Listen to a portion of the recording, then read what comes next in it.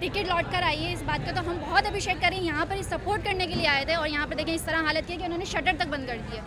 इस तरह नहीं करना चाहिए ना। आवाम कितनी मुश्किल से कोई ऑफिस से आ रहा है, कोई लेट करके अपने यहाँ पर आए पीएसएल को सपोर्ट करने के लिए, उन्होंने इस तरह हालत की है। 9 से 10 साल बाद एक तो इंटरनेशनल क्रिकेट कराची में वापस आई है, उसके बाद जो इनके इंतजामात हैं पीसीबी के वो बिल्कुल निहायत नाक़िस इंतजामात हैं कि बिल्कुल आप देखें यहाँ इतनी ज़्यादा लाइन है, लोगों को जज्बा और देखें आप लोग हर बंदे के पास जाएँ, हर बंदा ये चाह रहा है कि मुझे टिकट मिल जाए।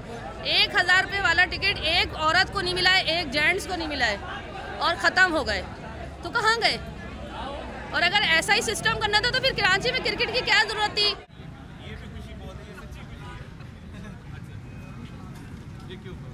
कितने वाले हैं? पूरी कराची में 2.5 करोड़ आवाम, उनके लिए आपने 35,000 टिकट रखे हैं, ज़्यादती है।